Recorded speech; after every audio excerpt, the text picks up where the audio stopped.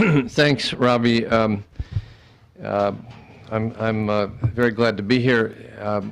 I have enormous respect and admiration for Robbie's book on the free speech movement and Mario Savio, and I wish it well as it floats down the river of time to new hands.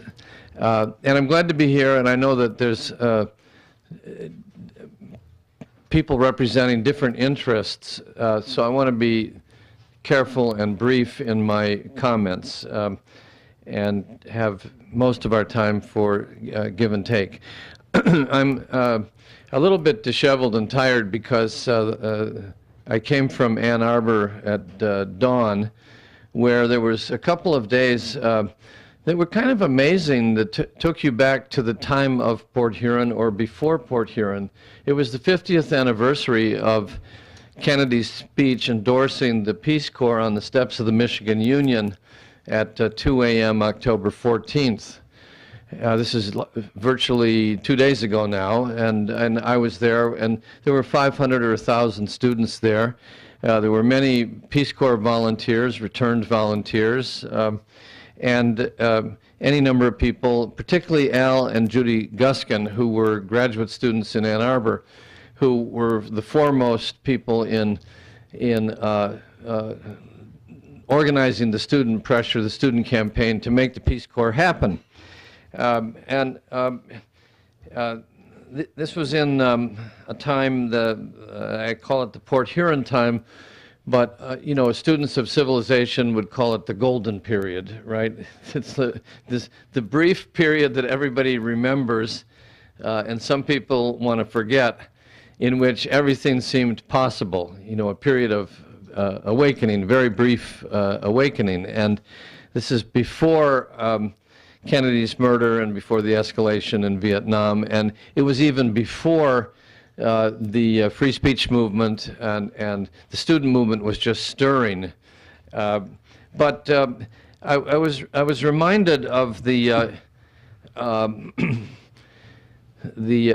process, because I did quite a bit of research, and I wrote a long paper for this conference, and I interviewed a lot of people there, and I think it formed my persona in a certain way at the beginning, before the damage was done in the subsequent 49 years. But I was the editor of the student paper, the Michigan Daily, and these two graduate students came to me, Al and Judy, and they pressured and cajoled. It wasn't very difficult. Get this, their goal was to get a letter to the editor published in the Michigan Daily,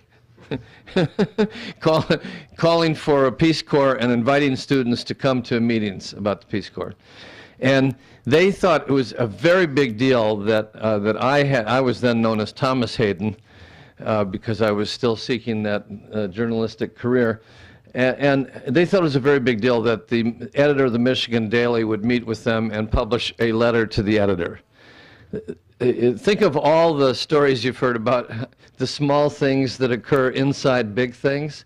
This is the way social movements work, and why it's so difficult to follow exactly how things happen. Anyway, a group of us who were obsessed with nuclear war had seen a film and had a meeting and decided that we would write this kind of letter to Nixon and Kennedy,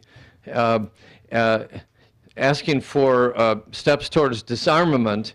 And our 10-point grandiose program included point 5, which was, will you or will you not support alternative service in underdeveloped countries, I think was the phrase, as an alternative to military conscription, the draft. And this is an idea that had floated around. It was not yet called a Peace Corps. So one of us, Dave McLeod, who now lives in Kalamazoo, was dispatched to find Kennedy because we heard Kennedy was coming. And the other letter was sent to Nixon, who had said some things indicating that he might be interested, might not. That letter never made it to Nixon. so much for that little fact of history. It got to Kennedy because McLeod went into the Michigan Union at midnight. He found a Kennedy girl, you know, the people you see in pictures with the straw hats that say Kennedy, and said, we need to give this letter. We're a student group called Americans for World Responsibility, and we need to give this letter to Senator Kennedy. And she said, fine, he'll be coming down the hallway here on his way to speak. So McLeod goes up to him, and the volunteer worker introduces him, and McLeod says, this is a letter that we've drafted, and we hope that you'll respond to it. And Kennedy read it, and he said, I'll speak to one of these points tonight. And he folded the letter back up, put it in his pocket, walked out the doors of the Michigan Union, and stood there in the rain, and there's thousands of students. And he said, if you want to be a doctor and want to go into medicine, are you ready to spend 5 years in Africa serving the needs of the poor? And big roar from the crowd, and Kennedy was sort of taken back. And that was the beginning. And so we came away feeling this social change stuff wasn't that difficult. You know, it's kind of amazing from our lips to his ears, and he became our big megaphone. And on October 2nd, on November 2nd, excuse me, at the Cow Palace, he gave a speech to a rally of 10 or 20,000 people. And he laid out a very compelling and detailed case for the Peace Corps. In that speech, he consciously attributed the Peace Corps to the enthusiasm and petitions he was receiving from those students at the University of Michigan.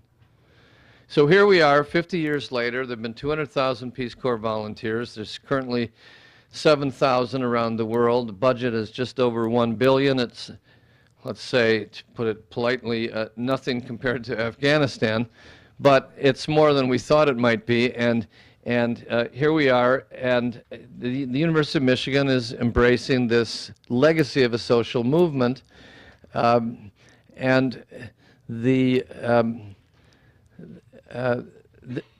it's an example of how before the fall, or before the madness came, there was a golden moment of opportunity. And if you don't understand that, and it's difficult unless you were there, it's kind of like the beginning of any awakening, cultural, political, spiritual. That's the context in which Port Huron, the Port Huron Statement was invented. To be quite specific, it didn't mean that everything was rosy. No. We were going to, people like myself were going to Mississippi, to Georgia, to become freedom riders, to take our place in support on the front lines, to be beaten up, to go to jail, to put pressure on the same Kennedy administration to begin to implement the Constitution in the South. And without the student push and the evictions, expulsions, shootings, killings, beatings, jailings, tens of thousands of people, there would not be any progress in terms of civil rights legislation whatsoever. So it wasn't all sunny, but in a sense, it was euphoric because people had a high expectation that it was time to move. What force was behind this, people will debate, and I invite all the graduate students here to contribute their efforts. If you're looking for a good thesis, just ask yourself, what started the 60s? I find the answer to that being about as complicated as what started the universe. But it was a time when you were willing to drop out of school, willing to get beat up, willing to go to jail, with a fearlessness that came from somewhere. I'm not a particularly courageous person. I learned it from other people. I learned it from the students around me. I learned it from the enthusiasm. I learned it from the spirituals sung in the churches. I learned it on the streets. So these ideas of courageous activity, I think, come not necessarily from any individual quality, but from the collective excitement when you think you might be doing a great thing with your life. Right? And a lot of people, I think, felt that our parents hadn't done great things with their lives. And they had prepared a future for us that was materially inviting, but it was unsatisfactory. A lot of people couldn't vote, couldn't participate, and there was a feeling, a generational feeling, that something had to be done. So I was in jail in Albany, Georgia in December '61, and I got out and I went to a meeting in Ann Arbor at the Quaker House. It might have been 50 or 100 people. Danny, were you there? I don't know. You know Danny Millstone? He's one of the people that were at Port Huron. It was a meeting to decide to launch Students for a Democratic Society. It had been a shell of an organization, a talking group trying to figure out what to do. But if it had not been for the black student movement in the South, this swelling of energy would not have happened. And it took us to this meeting in Ann Arbor, and we decided to go look for a place to have a founding convention, and somebody, I have no idea who, said we needed to have a founding document. I don't know if the word manifesto was used, but I was assigned to go draft it. So this temporarily ended my time in the South, and I went to some railroad apartment in New York City and sat there with a ton of books and just wrote and drafted and wrote. And I suppose people thought it would be a nice little 15-page document, maybe one page, right? No. When it rolled out, it was at least 65 single-space pages. And it was sort of on time if you were willing to stay up all night starting the day before the Port Huron Convention and begin consuming yourself in reading every detail of it, knowing that you would have to vote on it within 3 or 4 days. And there was some resistance to this. I never understood what the problem was. And it became kind of a crisis. Like, if we didn't do this, we couldn't found the organization. But we couldn't do this because it seemed to be way too much to absorb. For some reason, we felt propelled to go on. I think there were 75 people at most, maybe 60 people there. And the way it worked was the draft was in everybody's hands, and it was divided into sections. You know, perspective on the world, values, the condition of students, the campus, domestic policy, civil rights, poverty, foreign policy, strategy, and so on. Manageable sections that could be broken down, and people, I think, voluntarily chose to jump into a section. And my job was to narrate it or explain the sections, and then wait for response and revisions.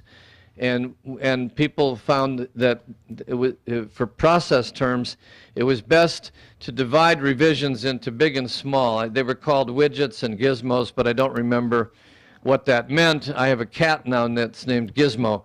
But one of these categories meant this is a substantive change that must be discussed and voted on. And the other category was stuff that was, you would call in government, technical amendments that are adopted by unanimous consent. So that was a way to push through these 65 pages. There were probably 12 groups of 5 or 5 groups of 12. There was small groups that just sat there night and day discussing their sections. And you know how students are. It got pretty out there, pretty profound. We were in the moment of discovery, the turning point in life. The sun would come up every morning, and we would still be looking for coffee and thrilled by what we had accomplished overnight, and then into plenary sessions no bigger than this, where each section was revised, and somebody who was the chair of that committee would tell the group what the committee had decided, and then there was discussion, and if there was an impasse, you had to go back and rewrite it. But eventually, each section was adopted. I'll give you just an example, because there are hundreds of these things. And it may explain why the document is a funny read, because you have a very long document that reads smoothly for a while, and then there's chunks that are dropped into it. Well, these are the amendments. This is the process of committees working on one document and trying to keep it whole. For instance, I had written something under the concept of economics that said something positive about small business. Because I come from the lower middle class in Royal Oak, Michigan, and I used to go to the drugstore, and my baseball team was named after the owner of the camera store. So I grew up in a typical small town neighborhood where everybody knew the chamber and the businesses, and so we all project kind of the positive experiences of our childhood. So I'd said something. It wasn't much. It was a sentence, and this topic seized the interest of Rob Burlage, who's a health expert here in New York City. I don't see him here tonight.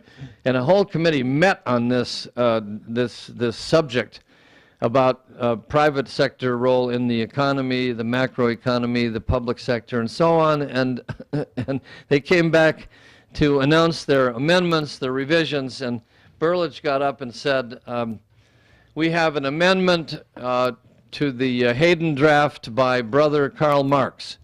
And they added on more material on democracy, had to include economic democracy, public regulation, public control of major resources. It's not that I had left that out, but they wanted to put a final stamp on, to give it a kind of a Marxist atmosphere, and avoid the incorrect line of supporting the petty bourgeoisie, which I proudly represented apparently in this debate. So I accepted it, of course. The spirit of the times at the moment was consensus, not just having big fights with two sides walking away, and we went forward. So that happened like 50 times during 5 days. I'm just giving you an example. And then we finished it, and I don't want to go into the history of it then, because I promised to be brief. But I think there's three points about the original Port Huron Statement that are worth attention, and I so much appreciate that people are trying to study it, revive it, and pass it on in terms of discussion for the future. The first point, it seemed to me, that is of lasting value is the concept of participatory democracy. If I sat around today, I'd probably say that's a pretty clunky term, but here's where it came from. It came from Professor Arnold Kaufman at the University of Michigan, where many of us were graduate students, and he obtained it, I believe, from John Dewey, the philosopher who happened to be the chairman of the board of the parent organization of SDS. And it passed through C. Wright Mills. We can discuss whether this is true or not, but apparently it wasn't picked up by Karl Marx. So it was like a non-Marxist, but also acceptable to the Marxist in our midst, concept of participatory democracy as a fundamental difference between past traditions. For example, most of the liberal left tradition would support a form of representative democracy in elections. We were obviously favorable to elections because we were getting beaten up trying to register voters, but we were also sick of elected officials as we had encountered them, and so the answer was not just to register more voters, but throw these people out. And from our experience, participatory democracy was a process in which people could have some voice in the decisions that would affect their lives. And this meant at first, if you're going into combat and you're going to wind up in jail or you might get hurt and your life is going to suffer, you should be in the discussion however long it takes to decide on where the demonstration is going to happen, what the platform, what the proposal is going to be, what you're willing to die for, what you're willing to fight for and live for. And from that experience, that group experience, we tried, and maybe unsuccessfully, we tried to elaborate what that would look like in everyday life. And this is a task that I think remains before each generation. It's not that the task has lain dormant. I mean, if you study Venezuelan politics, for example, they practice what they call participatory democracy. And I asked some Venezuelan revolutionaries from the old days, the 80s, where this phrase came from in my investigations of social movements. They said they didn't know. It sounded very much like the 60s. They said, we didn't want to support the existing arrangement, the parties of the oligarchy, and we were into direct action and strikes and this sort of thing. So we started saying everybody should participate, and it became participatory democracy. And they have elaborated into holding more elections than any single country on earth. Venezuela, whether you like or dislike this or that, seems to have an annual election on everything, and then a recall, and then there's a referendum. So in many ways, participatory democracy as a concept has yet to be elaborated, but it's no longer just a process of preparing for a sit-in. And I think that it speaks to many of the needs of the world, and it is there are countless examples of people referring to participatory democracy. That's the first point. How do we elaborate? What do we mean by participatory democracy? The second point is that Port Huron did have a strategy. It was not mindless idealism or activism. There was kind of a coming together of direct action, Marxist theory, religious input from people that were practicing liberation theology, and people put aside the doctrinal differences, but they were looking for a way to carry forward the movement that was already starting in the Black South and on the campuses to some success. We were past the initial spark and explosion. We were now discussing forming an organization, a lasting organization, and there had to be a strategy. So the strategy, which I think I would call today an inside-outside strategy. Basically, the strategy was social movements are the beginning of creation of everything, but social movements inevitably, if they get a popular following, will enter the political picture. It's not a question of whether you're into politics or not. Politics is into us. Some politicians are going to come out against us because that's what they do. Some politicians are going to come out for us because that's what they do in their districts, and some of us are going to go into politics. So we need to map out how are we going to keep a movement alive, the peace movement, the civil rights movement, and so on, and have an effect on politics. And the idea was to drive the Southern Democrats out of office, the racist, segregationist Democrats. The strategy then was you would break the stranglehold of Jim Crow segregation on the Democratic Party and on the Congress, where, many of the chairs of committees were, from the solid white segregated South, Armed Services Committee, Constitutional Rights Committee, you name it, they're all Southerners. So the strategy was to drive them out by massively registering young people and African Americans and sympathizers to vote and to go into Democratic primaries, but as an independent movement. The leading example of that, and I think the greatest single organizational accomplishment of the 60s, the turning point of the 60s, revolved around the little-remembered Mississippi Freedom Democratic Party, which started with freedom vote, a parallel vote outside, 90,000 people who could get into big trouble, going through a symbolic vote just to show the administration how important voting was to them. Then, on a precinct level, they organized all through Mississippi grassroots committees to register people and to follow the rules of the Democratic Party for forming clubs and electing local officers, all as a strategy for exposing the fact that the entire Democratic Party, top to bottom, was white racists, and the Freedom Democratic Party was launched by African Americans from Mississippi, but it was open to everybody, white, black, everybody. And so there was a constitutional issue here, not only the right to vote, but the right to have democratic representation as opposed to segregationist representation in the Congress and in the convention. And then they managed to solve the usual tension between local organizing and national organizing. They built a party that sent a large delegation to Atlantic City. Johnson was scared to death. The one thing about the 60s now, we have the narratives, declassified narratives of those in power, so we can match our experience with theirs. And it shows that Johnson thought if this idea of seating the Mississippi Freedom Democrats was accepted, well, if it got to the floor of the convention, those liberal Northerners, he said, they would all vote for it. And what's wrong with that?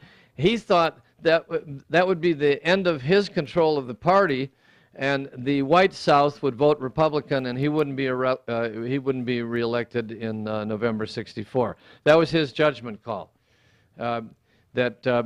If it got to the floor, he'd lose, so it couldn't get to the floor, because if it did, all hell would break loose, and it would interrupt his plans for the future. So it was the most painful period aside from the other assassinations of the 60s, in this sense that all these people, mainly poor and plain-spoken sharecroppers, coming all the way to Atlantic City, just at the time that the United States was secretly provoking the Tonkin Gulf attack in Vietnam, and the war was starting with inside knowledge, but to us it was just a hint of war. But they were obsessing in the White House about how to manage the publicity about the Gulf of Tonkin and the bombing, and how to keep that under control, while Johnson was planning to run for president on a platform of keeping us out of war. And if the Mississippi Freedom Democrats had been seated, you can bet they would have been 100% anti-Vietnam, and they would have had a huge moral and energy influence on this party that was being dragged into a war that very few Democrats even knew about. And when the bodies of the 3 civil rights workers, 2 of whom from New York City, were discovered in the swamp in Mississippi, all chopped up and mutilated, and we buried them, that was the very day that the first bombs fell on North Vietnam. I think it was August 4th. So all this is very traumatic experience, and it led to the later polarizations in the 60s. And one wonders, did it have to happen? That's another good question for research. Are things inevitable, or are we agents in history? And there was a huge lapse of responsibility, a huge breakdown, a huge failure on the part of the governing coalition. I don't know. So there was a strategy that the movement would energize the liberal and progressive wing of the Democratic Party and drive out the Dixiecrats, and then we would push for civil rights, ending poverty, and domestic priorities at home instead of foreign wars with all their expenditures in terms of blood and tax dollars. In that sense, I think it's very important to recover this memory, because you can see that we were on a rational trajectory. We did not know what we knew later. We didn't know much about government secrecy or secret wars. It was beyond our imagination that presidents would be murdered. That was all to be discovered, because it was all an improvised process as it went along. But I think we have to reclaim the knowledge that we were going somewhere, that it is possible to have a plan of action that's connected to principle and to direct action, that strategy is possible. It's a complicated subject, but Port Huron Statement had a strategy. That's the second point. And the last point I would say is that, I guess I've already implied it, that the strategy was thwarted by things that were unseen to us. You know, if Kennedy had lived, if this, if that.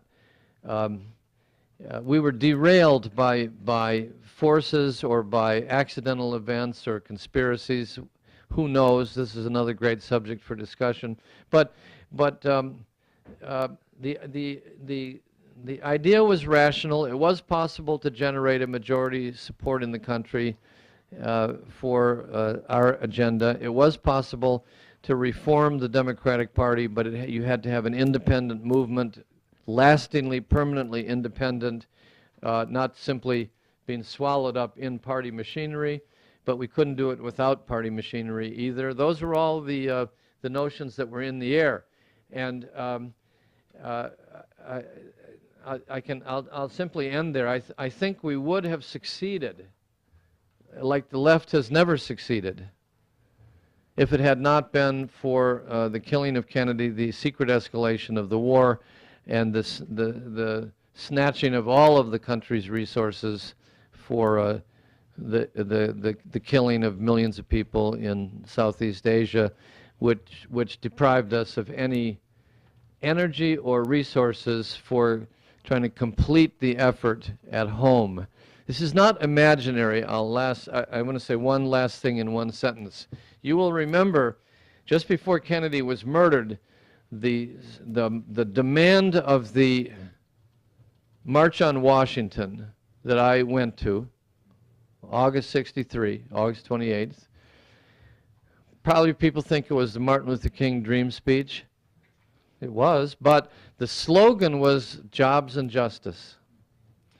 So we already had incorporated an idea of civil rights with economic and political democracy at a time when our poverty problem and unemployment problems might have been tackled. So that's just a sign that this had become a potential majority coalition with leadership, with organization, with religious figures, with labor figures, catalyzed by students. But we had our role, which was catalytic, not permanent, but catalytic. Without us, it wouldn't have happened. But it's very painful to recall, because if you carefully remember it, something staggering in the history of the left was about to happen. We were about to win. And that apparently was important to prevent, because very powerful forces could not tolerate the idea of our winning, because it would complicate or even prevent the carrying out of their interests and their plans, which were, after all, unknown to us, but they had strong memories, and they knew what they had to do. Without naming the they, I think that is what happened. So I'll leave it there, and we can discuss how Port Huron might be approached in other ways by those of you who are trying to explore it. Thank you very much for coming, and I hope that's helpful. I wanted to bring up something that happened in the later 60s, and that was the sectarianism of the left. How do you see that? Because when one read Port Huron during that period of time in the 60s, and then one's confronted with the crazed sectarianism of the New Left by 1968-69, it's like a long way from that time. And how do you see that now? How do you see what happened at that period now from the distance? Good. Let's take a couple of questions. I just want to know what wormhole we're going to go down here. We only have so much time. You mentioned something called liberation theology. I was just wondering if you could speak a bit more about that and the extent to which the student activists were working with or against the existing religious institutional structures. Well, just for I live now, as you do, and I just would like to leave the 60s for a moment. Ask you to do me a big favor. End these wars, the secret war in Pakistan and Iraq and Afghanistan, because I think they destroy our future in ways we can get into. But I do this by trying to develop contact lists in many, many cities and countries, and then through email online organizing, we keep in touch out of the Peace and Justice Resource Center that I operate in Culver City. And so if you would be kind enough to sign this and write legibly, I'll just say this was what we say the name of the list is.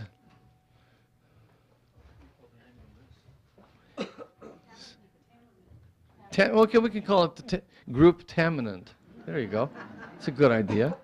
It's a good idea. Okay, these questions, whoa.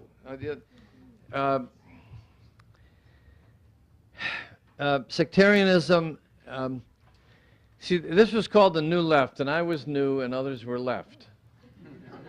I didn't know nothing at all about the left, and I wanted to bring up something that happened in the later 60s, and that was the sectarianism of the left. How do you see that? Because when one read Port Huron during that period of time in the 60s, and then one's confronted with the crazed sectarianism of the New Left by 1968-69, it's like a long way from that time. And how do you see that now? How do you see what happened at that period now from the distance? Good. Let's take a couple of questions. I just want to know what wormhole we're going to go down here. We only have so much time. You mentioned something called liberation theology. I was just wondering if you could speak a bit more about that and the extent to which the student activists were working with or against the existing religious institutional structures.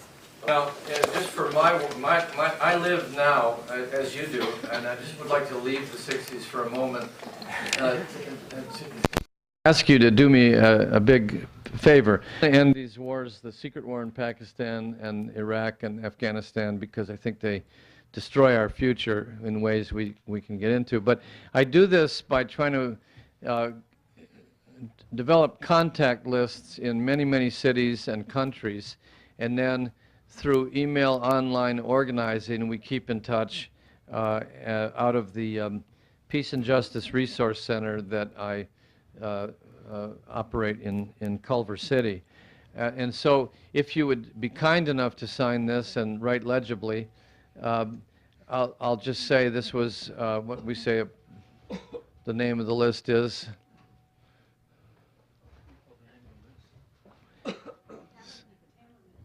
Okay, we can call it the group Taminant. There you go. It's a good idea. It's a good idea. Okay, these questions, whoa.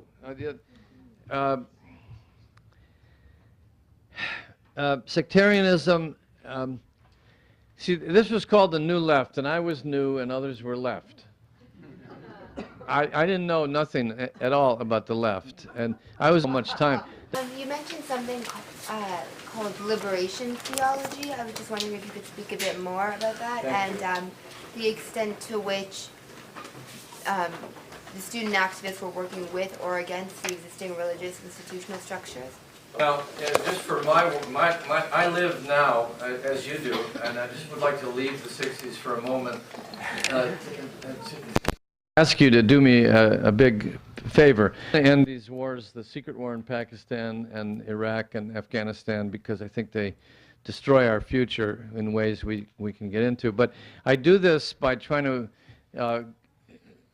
develop contact lists in many, many cities and countries, and then through email online organizing, we keep in touch out of the Peace and Justice Resource Center that I operate in Culver City.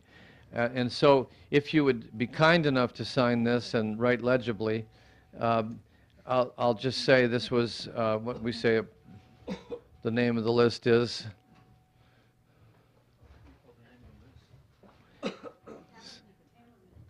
Okay, we can call it the group Taminant. There you go. It's a good idea. It's a good idea. Okay, these questions, whoa.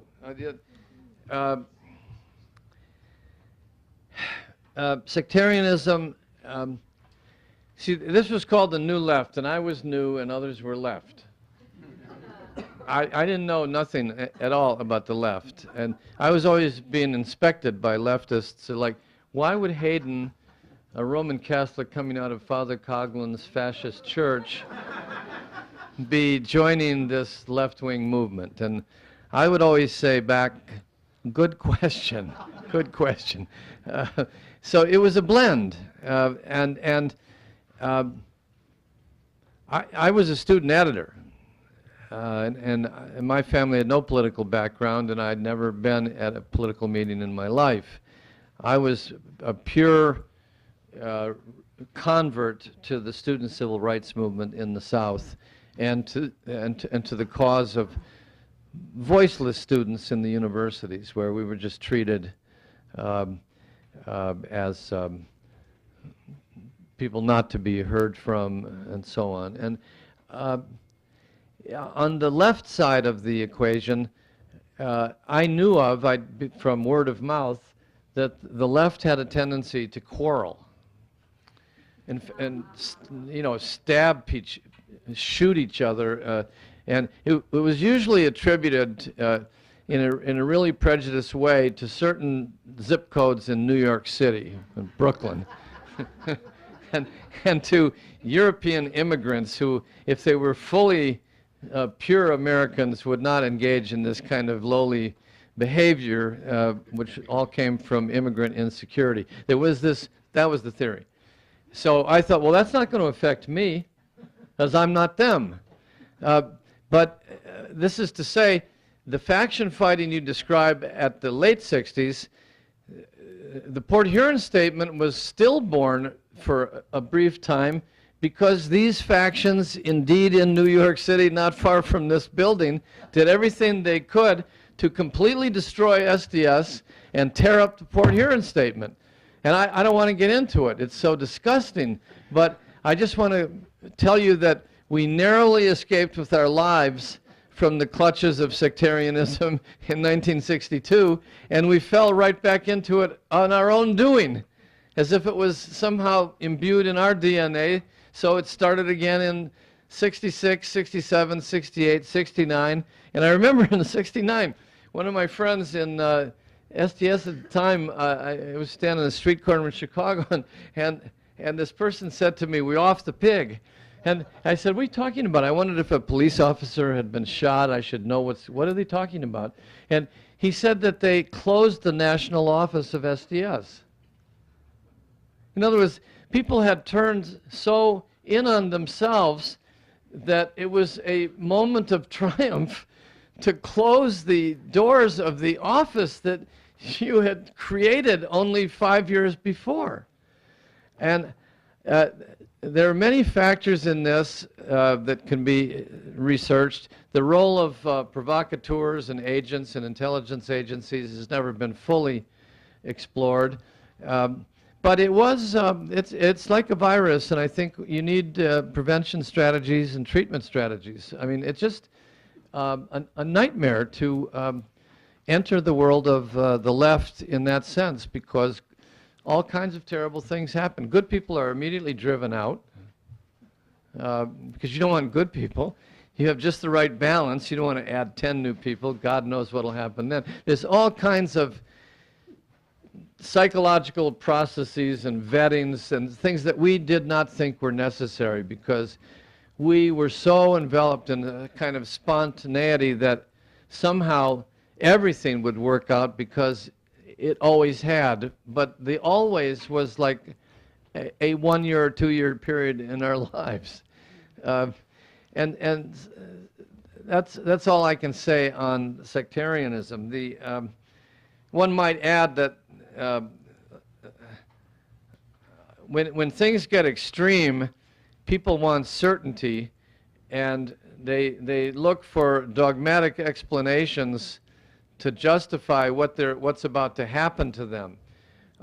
And I guess there weren't any other dogmas on the shelf, so some went for Trotsky, and some went for Stalin, and some went for Ho Chi Minh, and there's an anarchist tendency, and there were no other apparent legacies to draw on, so people tried to fit their experience into the history of these past ideologies. With respect to liberation theology, and I'll come back to the other question about causes last, but this is very interesting to me because, as I said, a lot of the people at Port Huron were from the Young Catholic Worker, or they were disaffected from the synagogue tradition that they came from, or they were inspired by the African American religious institutions in the South or in the big cities, and for some reason they all had been raised this way or were sustained this way spiritually, if not institutionally. And so at this point, they were all looking for a political program or a way to go even farther. But they were driven, I think it's fair to say, by a diverse spirituality of some kind. And liberation theology was a doctrine that came out of the Catholic Church, although some other traditions adopted it, and it came from Europe in the Spanish language into the trainings of the priests and nuns that went to Central America and Latin America. And liberation theology was a kind of social gospel or evangelical approach that said the good news is the liberation of the poor. And the ideological argument or theological argument was kind of like affirmative action. As a matter of fact, identical with affirmative action, that God has a special preference for the poor, and that the church is not the church of the rich, it's not the church of the latifundistas, it's not the church of the oligarchy, it's the church of the small people. And as a practical matter, this was community organizing, just like SDS and SNCC. In other words, the religious worker would go to the village, and the first thing you notice is that the Bible, especially the the New Testament, are not translated into Spanish. So the power structure meant that you could only receive the good news through the priest, and it came from the Vatican in English. So it was a complete control. There was no way that a congregation could find out what was in the book without the priest being there. So the first thing the priests were doing and the nuns were doing is translating it into Spanish, and then having circles, groups, where they went over the story of the historical Jesus, not the Jesus of the parables and little axioms, but the historical Jesus who fought the ruling class and the empire, and was an outlier, and was crucified as a thief, a thug, and a hostile subversive. And each and every part of the historical story of Jesus resonated with these people, and they would start to ask themselves, what should we do now? What would Jesus do? And a significant section of the church was behind them. And so they were for land reform, land seizures, fighting off the police. They would debate. Some of them were actually joined armed struggle, but for the most part, it was a community-based social movement that so swept through Latin America that in 1968, the bishops of the whole continent, Latin America, met in the fall of '68 and adopted liberation theology as the official doctrine of the Catholic Church for Latin America. And this did not last very long, because Reagan and the next pope did everything they could to completely dismantle liberation theology. But it remains as it's out of the bag. It's in Spanish. There are millions of people who adhere to these ideas and thousands of small groups, and so it had its institutional head cut off, but on the ground, at the grassroots level, it's a very powerful force in Latin America. And many people who come from the liberation theology movements are in political office in Latin America. The other question was about causes. People that were red diaper babies, their parents had been Communist Party members in Brooklyn, right? Huh? I don't know about the Bronx. But I don't know it by precinct. But there's that element, right? Okay. Then there's people like me who are like unclassifiable. Certainly the black students in the South were not from a left tradition. They were from a civil rights tradition, an NAACP tradition, a religious tradition that arose in slavery. The farm workers were very much influenced by liberation theology without using those terms, but it was a mixture of Mexican nationalism and the cross and the sacrifice of Christ, and the long walks were all that's part of Christianity in the Mexican tradition. So I think another factor besides class and race was generational, and I would emphasize that only because it was unique, because in the received tradition of Marxism, students didn't matter. There were too few, and they were not a class in themselves. They were to be a supportive class to the industrial working class or the peasantry. So we were the first, apparently, to become self-conscious of ourselves. People that were red diaper babies, their parents had been Communist Party members in Brooklyn, right? Huh? I don't know about the Bronx. But I don't know it by precinct. But there's that element, right? Okay. Then there's people like me who are like unclassifiable. Certainly the black students in the South were not from a left tradition. They were from a civil rights tradition, an NAACP tradition, a religious tradition that arose in slavery. The farm workers were very much influenced by liberation theology without using those terms, but it was a mixture of Mexican nationalism and the cross and the sacrifice of Christ, and the long walks were all that's part of Christianity in the Mexican tradition. So I think another factor besides class and race was generational, and I would emphasize that only because it was unique, because in the received tradition of Marxism, students didn't matter. There were too few, and they were not a class in themselves. They were to be a supportive class to the industrial working class or the peasantry. So we were the first, apparently, to become self-conscious of ourselves as a class. And later, people from New York decided to add an ideological twist to it, so we became the new working class, so we felt better about being students. Because we were the new working class within the new economy, which was the information-based economy. So we were symbolic knowledge workers, and so therefore we qualified as the proletariat. And then there could be a vanguard party to lead us. I followed all these debates with intense fascination, and now and then I would get caught up, but then I'd say, "It doesn't make any sense to me. Let's see what happens." But this generational factor was very important because if you've never been, and I'm sure you've all had this experience, no one has ever said to you that you matter. You know, that you generically matter. Your group, your type really matters. And you were so immaterial that it never even occurred to you that there was a problem. Of course you didn't matter, right?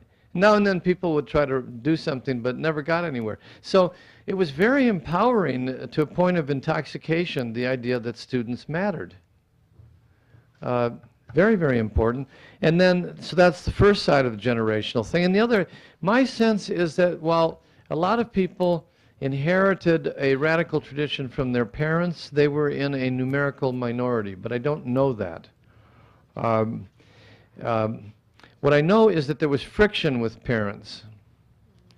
And we've not studied friction as a factor in social activism. The disappointment with your parents, or the disapproval of your parents, you know, your father wanting you to be sent to Vietnam so that you got some backbone, and then you come back with no back. You know, horrific. Happened to hundreds of thousands of people. I love my parents, but my father never spoke to me, and he disowned me completely for 16 years. And I didn't know that this was important. I thought this was just, well, this is my life. This is what happens. And I fell into the danger of becoming like my father, just cold. I mean, that's what happens. And in the end, we reconciled. But that's what I mean by the generational factor. That if you start to feel that your own parents want to turn you in, or do nothing whatsoever except make money while you're like trying to integrate a lunch counter, these things, you know, your identity is forming. You're like just adolescent, and so I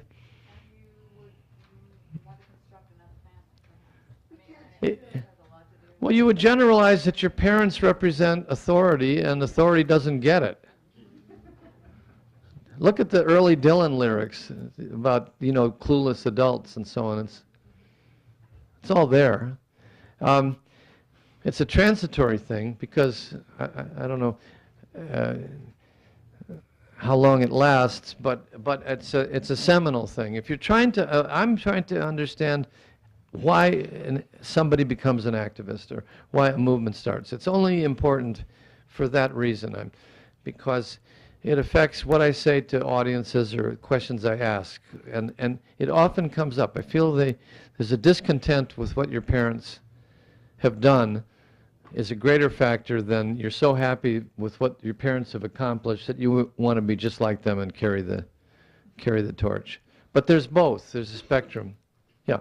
When I told friends and relatives that were alive and relatively young back in the 60s that I was coming to see you, the one thing they wanted me to ask you was why you felt that, like, I mean, like, I can understand protesting the war, but like, why did you feel that you had to go like as far as working with the North Vietnamese and the Cubans and various other, you know, Marxist groups? I don't know. I had never been out of the United States when I first went to Vietnam. I was 25 years old, and it was kind of dramatic to be invited to go to a country that was forbidden and defined as an enemy, where no American reporters could report and no one would ever meet a Vietnamese person. So if you're 25 and you're knocking on doors in the ghetto of Newark, it just sounds like more of the unfolding movement. And then people said, well, this is trouble. But that didn't work as an argument. It might now. I'm 70, but trouble. I've been in trouble every day since I got into this. So the idea of trouble, that didn't matter. We studied what's the law. Is it legal or not to go to North Vietnam?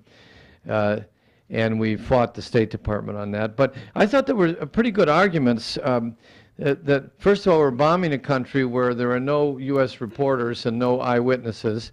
Yeah. When I told friends and relatives that were alive and relatively young back in the 60s that I was coming to see you, the one thing they wanted me to ask you was why you felt that, like, I mean, like, I can understand protesting the war, but like, why did you feel that you had to go like as far as working with the North Vietnamese and the Cubans and various other, you know, Marxist groups? It was... I don't know. I had never been out of the United States when I first went to Vietnam. I was 25 years old, and it was kind of dramatic to be invited to go to a country that was forbidden and defined as an enemy, where no American reporters could report and no one would ever meet a Vietnamese person. So if you're 25 and you're knocking on doors in the ghetto of Newark, it just sounds like more of the unfolding movement. And then people said, well, this is trouble.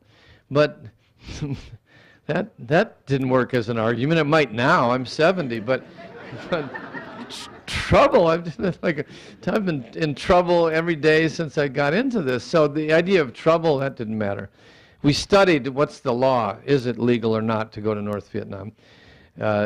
And we fought the State Department on that. But I thought there were pretty good arguments that first of all, we're bombing a country where there are no U.S. reporters and no eyewitnesses. Secondly, we never heard of any Vietnamese people, and we're killing them. They do have characteristics of humanity. And so we therefore might be able to, since we don't trust our government to ever end a war, we might come back with some thoughts about what it would take to end the war. It's that simple. It became more complicated because in '67, there was a shift in the world when the Tricontinental was formed and Che Guevara had been underground, and the Vietnamese became like an icon of all oppressed people in the third world. There were 21 guerrilla movements going in Latin America alone, and your friends and parents may remember this, that there was a moment where it really looked like armed revolution was part of a coming reality, right? And so you generally felt that you were now associated with not only people here at home, Black Panther Party had just been formed, but you were on the same side of North Vietnam or Cuba and countless other movements and countries when it came to stopping the war in Vietnam, and more than that, stopping many Vietnams. Because Che's banner, which, boy, they have a media operation, it just went around the world like electricity. And when he had that weapon and basically saying, I'm fighting, and let's get it on with the Yankee imperialism. And I mean, people thought, this is really happening, and this is not what the early civil rights movement anymore. So a lot of people felt solidarity or identity beyond the practical purposes that I described in going, and it fell apart. I mean, I think that the idea of the Tricontinental was an inspirational moment. All the guerrilla movements in Latin America were defeated except for Nicaragua. But today, if you look at the governments in Latin America, many of them have ex-guerrillas. In fact, one of the combatants, the underground combatants against the Brazilian dictatorship, is about to become the president of Brazil, and I'm sure Hillary Clinton looks forward to that meeting. But you know, yesterday's terrorist, today's president is an old pattern. But you know, I think that the mistake, if you want to call it that, would be you've got to choose between what's the most effective way to reach the undecided American people versus what's the most satisfying way to express your solidarity with the fighters and the wretched of the earth. So, you know, by being openly associated with North Vietnam, I don't think this did our cause any particular good. But I wasn't worried about that because I didn't know if we were going to succeed. I just thought these people were uncommonly they were uncommonly brave, right? So, you know, you think tactically, well, should we have like only carried American flags and dressed in suits and ties, and where does that end, right? So, you can certainly see how it could be considered a regrettable mistake, but I think some things are also beyond will. They're kind of inevitable. Mm-hmm. For instance, if you look at the period of revolutionary violence here and in the advanced countries of the West, it all took place after the 1967 escalation of the war, and it all ended when the war ended and Nixon ended in 1975. You can watch Weather Underground, Italy, Germany. It intensified, and you take a guy like Bill Ayers from the Weather Underground. When I was thinking of this last night in Ann Arbor. When I first met him, he was running a children's school, and he planned to build his whole life around running a children's school, alternative education. Paulo Freire. And the next time I met him, he's a street militant who's brandishing stuff. And then the next time I heard about him, he was in the Weather Underground and planning armed attacks. And then after the killing of the three people in the underground here in New York in February 1970, at the end of our trial, he slowly made his way back. And next, the war ended, and they realized that they had no basis for what they were doing. Negotiated their return, and the next thing you know, he's an item in the debate between John McCain and Barack Obama. Why?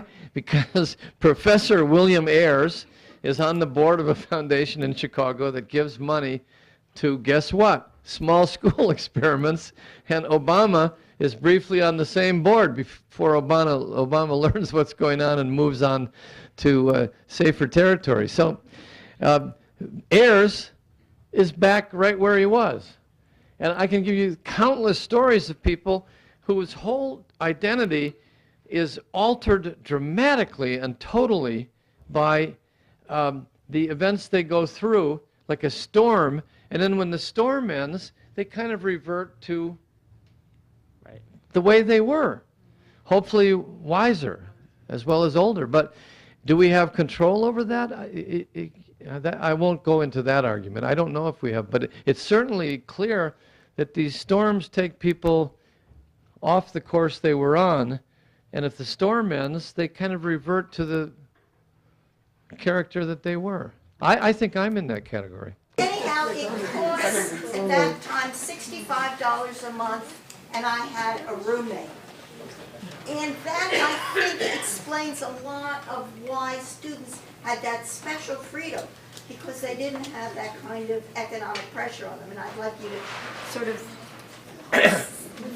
get your response to that. Well, it's certainly true. A semester at the University of Michigan is $100, $150, and the number one issue for students today is affordability. And that is a barrier to activism.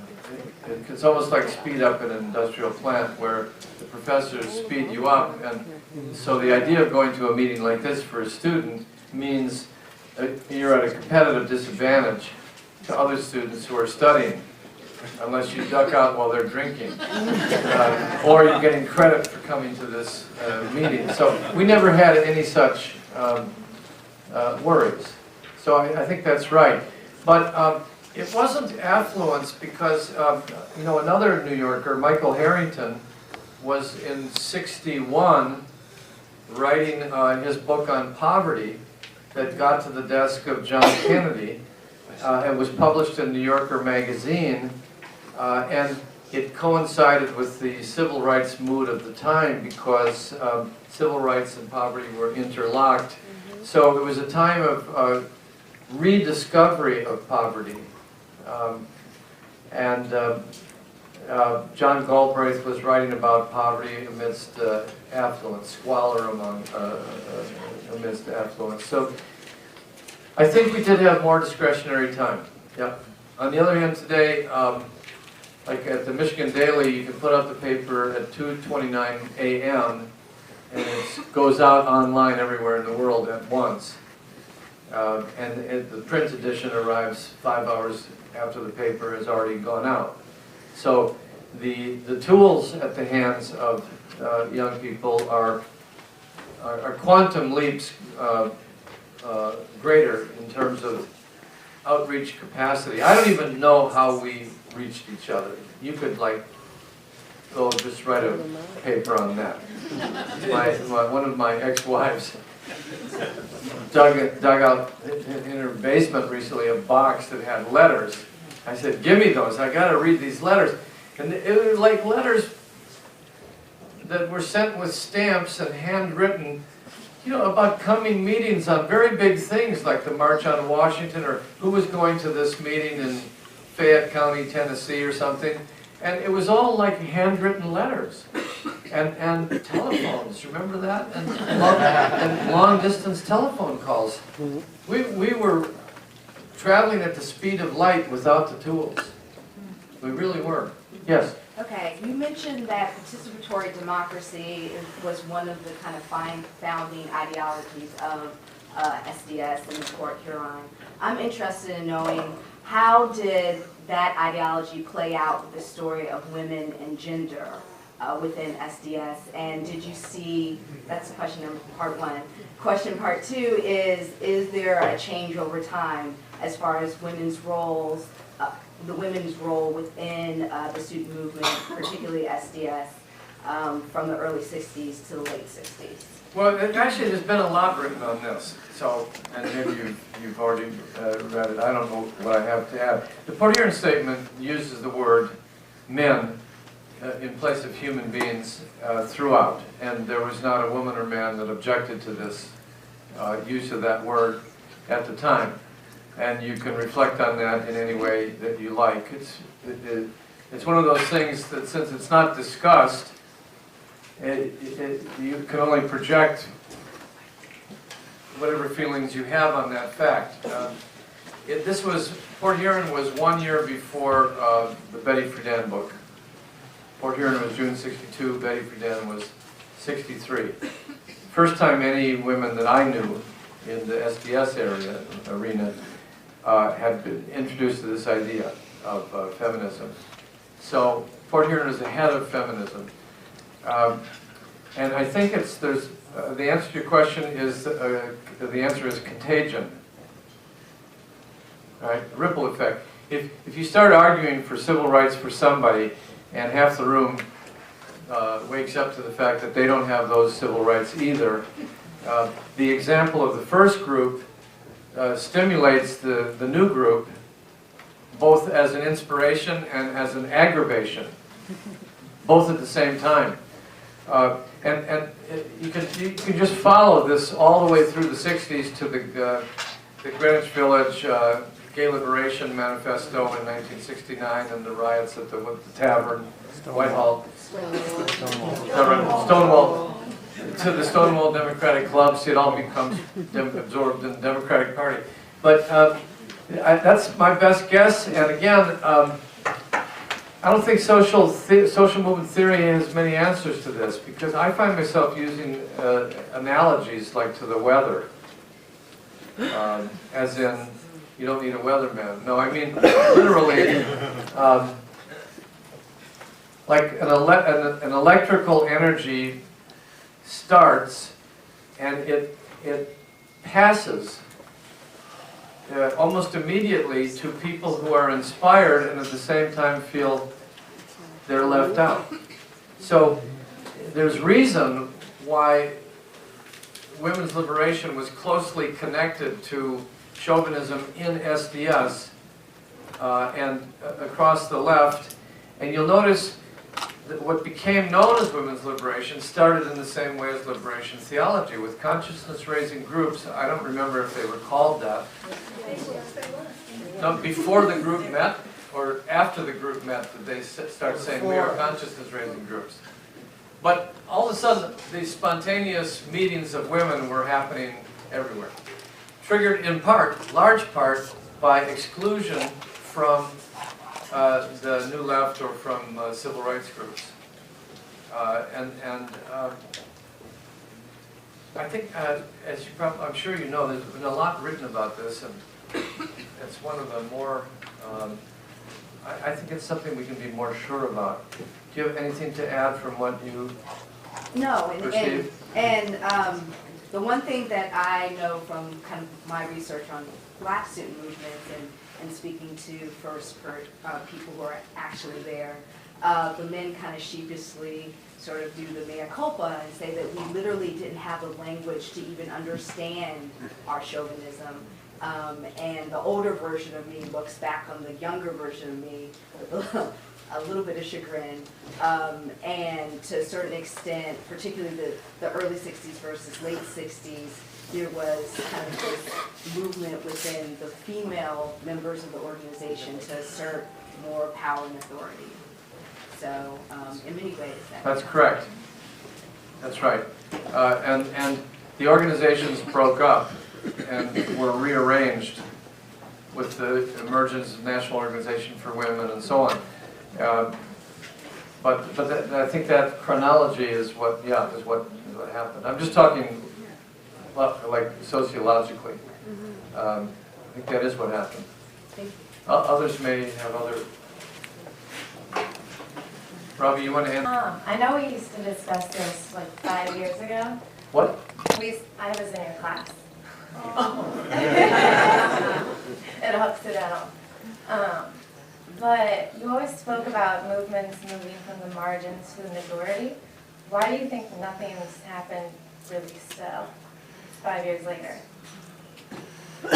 Why has nothing happened along those lines? Well, I think it has. I don't know what it takes for the New York Times to announce it.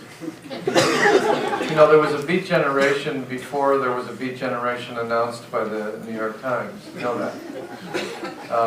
And there was a Jack Kerouac who was an original and creative writer before there was Jack Kerouac, the mad, persecuted, iconic figure that couldn't cope with fame. So, for instance, I think on global warming, 5 years ago, that was at the margins. Today, there are demonstrations so large that they're almost incomprehensible. I mean, these global demonstrations, they may not be confrontational, but you may have noticed them, you may have participated in them, no?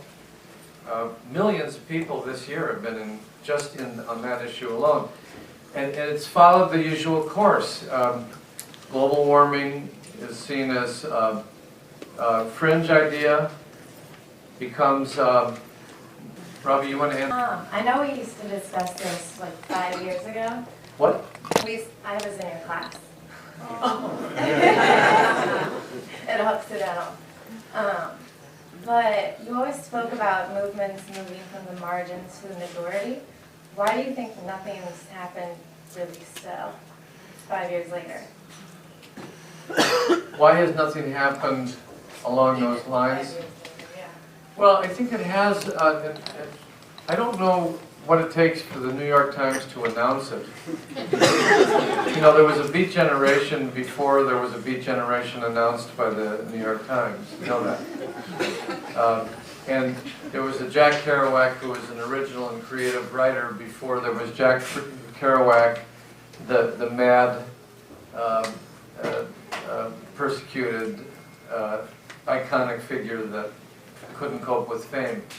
So, for instance, I think on global warming, 5 years ago, that was at the margins. Today, there are demonstrations so large that they're almost incomprehensible.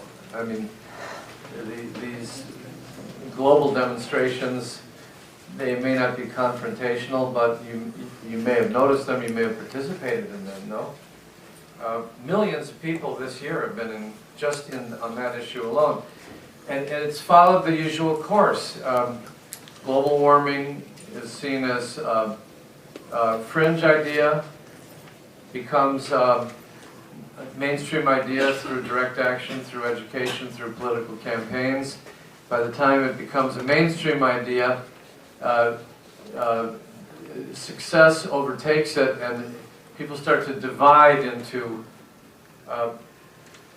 how rapid is it happening, and the solutions, government solutions, private sector solutions, energy efficiency, is that enough? And the consensus is that it's a real problem starts to fray when people get into what do we do about it, which is a different matter. And then a counter movement, as I taught you, arises. And the counter movement is now like a hurricane. People who actually just believe that it's not happening have gained a significant toehold and are fighting back in favor of more oil drilling, more of this, more of that, and claiming that global warming isn't real, or global warming, the more effective argument is it's exaggerated, or it's not happening as dramatically as you say. And we have to get back to jobs, jobs, jobs, and so on. So Al Gore, who knows if Al Gore had become president, what would have happened or what would not have happened? I don't know. I don't know. But it got to a point where the chief proponent of doing something about global warming actually won the presidency of the United States. Now that is mainstream. And the counterattack was to steal the election, not because of global warming alone, but for many reasons. And so we got disenfranchised again for the past 10 years. Not a murder this time, but a definite disenfranchisement, which I think killed your generation of students. There's like, welcome to reality. He wins the election, he can't be president. The other guy gets into a sex scandal, is being impeached. Not a pretty picture.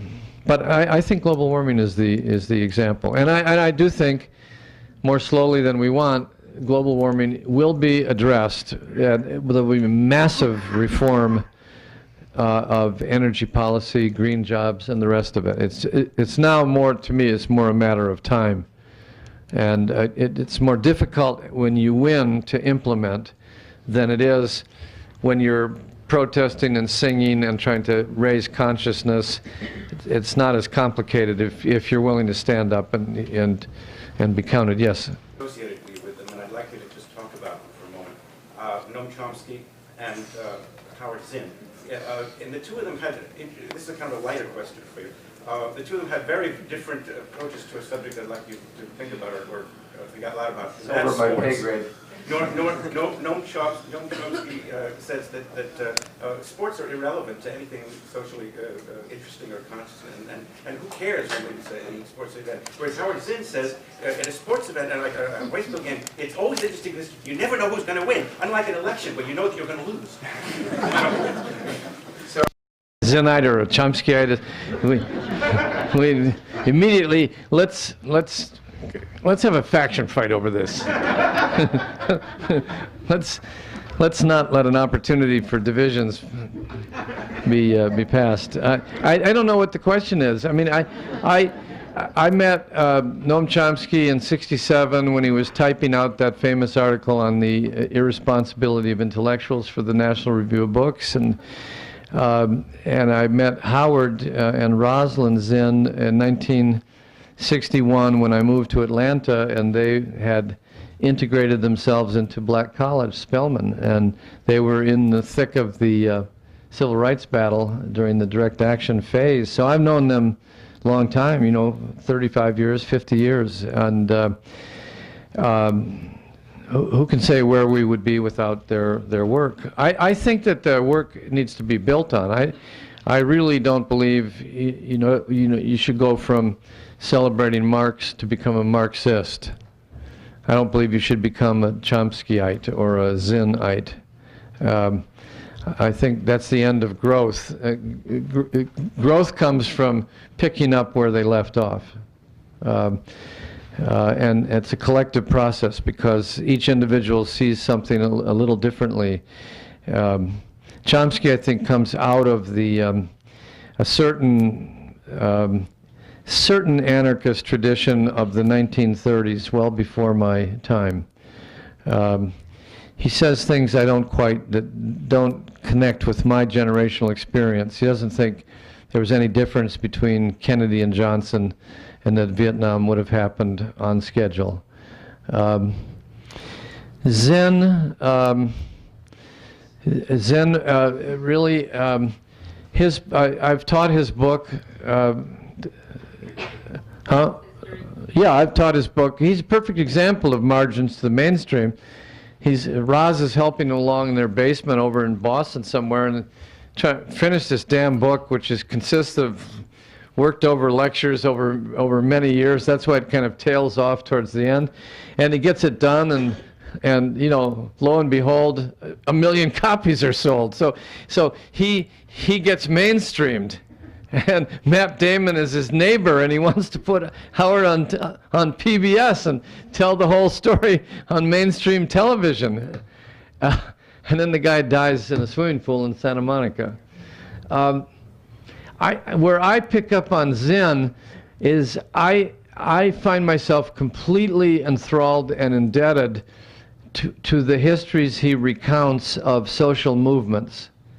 And the rescue of social movements from oblivion, and the detail. There's fine detail. I don't think that he applied his approach to the 60s. He wrote a chapter about the 70s, but he didn't take on the 60s quite as a phenomenon. I don't know why. I think the book was just done before he could embrace it. But the difference would be, because I'm a reformer. I'm a reformist, as you would say, in New York or Berkeley. I believe in reform. I find that Zen has trouble with reform, and I don't know if it's ideological or personal, but if you read the book carefully, every single achievement is seen as a sellout by people who went into electoral politics, a co-optation by the state, a way to further manage control. It's not clear, if you read carefully, whether he favors or doesn't favor women getting the right to vote. It's not clear, because he quotes both sides of an argument. And at least we know he concludes that it didn't make much difference. So, well, he comes from the Emma Goldman tradition, probably, and I'm sure, I don't even think people notice this. But these things matter to me, because I think it's hard on the one hand to say women and their supporters should have killed themselves for 100 years to get the right to vote, and then immediately repudiated the legacy and moved straight towards socialism, or whatever the implication is. I think in the history I know, reform is all there is. That's it. You can live your life as a revolutionary, and you will achieve reform. And the reform will be a trade-off between you and the corporate state, because it's inconceivable so far that the corporate state, or whatever you want to call the system, can be overthrown, because we have too much parliamentary mechanisms and checks and balances and so on. So in the old days, they would just say, well, the emperor needs a pound of flesh too. That's true. So each and every one of these reforms can be viewed as something that never would have happened without generations. You know, from one generation to the next. Those who are living through it now will never see the end of it. They'll die before it's achieved.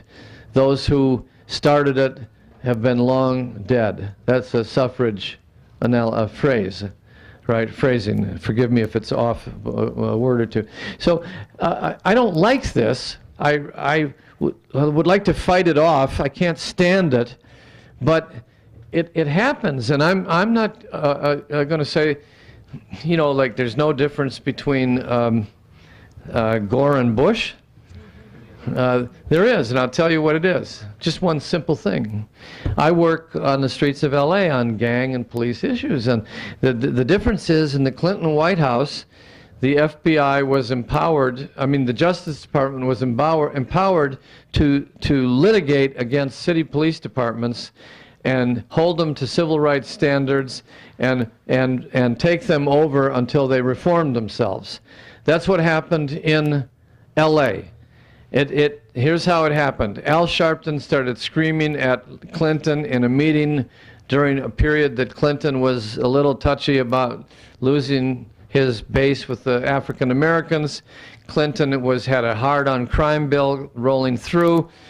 He didn't buy off. He placated Sharpton by putting in a phrase saying it was possible for a if you could establish a quote pattern and practice of unconstitutional behavior by a local police department, citizens had a right to sue.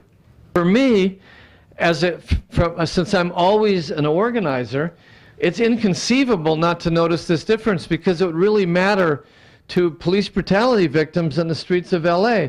If I could say the Justice Department can come in on your side if we do this petition or this phone call, is that a small difference? Well, life is short too. It's a difference that matters.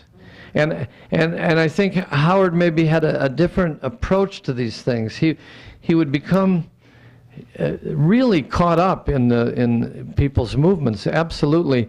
But the idea of compromise was very painful to Howard. I won't say that he ruled it out ideologically, but painful. He didn't come all this way to make a compromise, right? That kind of approach. But from my experience, compromise happens like it or not. You should fight to the end for the best deal you can get, realizing that you don't control things, or you could overthrow the government and go on your merry way. So it's going to be a standoff between the institutions and the movements, and it's all a question of whether the standoff empowers a new generation of activists for the next step. So is that a small difference with Zen? To me, it's all the difference in the world. But you know, I'm utterly indebted to him, because this would not have occurred to me without his work. So, for me, since I'm always an organizer, it's inconceivable not to notice this difference, because it would really matter to police brutality victims in the streets of LA. If I could say the Justice Department can come in on your side if we do this petition or this phone call, is that a small difference? Well, life is short too. It's a difference that matters. And I think Howard maybe had a different approach to these things. He would become really caught up in people's movements, absolutely. But the idea of compromise was very painful to Howard. I won't say that he ruled it out ideologically, but painful. He didn't come all this way to make a compromise, right? That kind of approach. But from my experience, compromise happens like it or not. You should fight to the end for the best deal you can get, realizing that you don't control things, or you could overthrow the government and go on your merry way. So it's going to be a standoff between the institutions and the movements, and it's all a question of whether the standoff empowers a new generation of activists for the next step. So is that a small difference with Zen? To me, it's all the difference in the world. But you know, I'm utterly indebted to him, because this would not have occurred to me without his work. That's what I mean about it's not good to read Marx and become a Marxist. It's just better to read Marx. But once you start becoming an ist or an ism promoter, you might as well sign up for a petrified forest. Who else? Yeah. Across this nation, liberated zones. Yeah, that was my worst period. Could you tell me what that was about? I lost my mind briefly. Can you relate what that period was? What losing it means? The liberated zone. Well, just believing that the system was in paralysis, the war was unstoppable, and the police were coming, and the FBI was coming. And if you're living in Berkeley and down the street is the Panther headquarters, you know that you're in a twilight zone between war and peace, and that people will come to your door.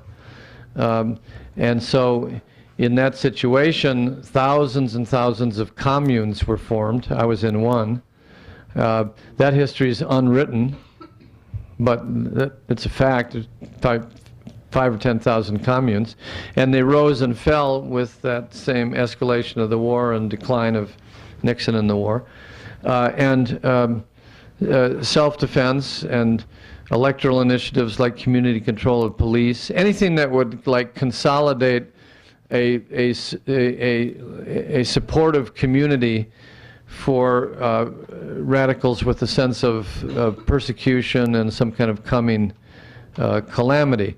And so the idea of those communities was that there were thousands of places like Berkeley or Venice, California, or Brooklyn or Madison, or this ghetto or that ghetto or barrio, where you could consolidate enough organization and power to sustain yourself for what appeared to be a very bad night that was. Can you relate what that period was? What losing it means? The liberated zone. Well, just believing that the system was in paralysis, the war was unstoppable, and the police were coming, and the FBI was coming. And if you're living in Berkeley and down the street is the Panther headquarters, you know that you're in a twilight zone between war and peace, and that people will come to your door. And so in that situation, thousands and thousands of communes were formed. I was in one. That history is unwritten, but it's a fact. There's 5 or 10,000 communes, and they rose and fell with that same escalation of the war and decline of Nixon in the war. Self-defense and electoral initiatives like community control of police, anything that would like consolidate a supportive community for radicals with a sense of persecution and some kind of coming calamity.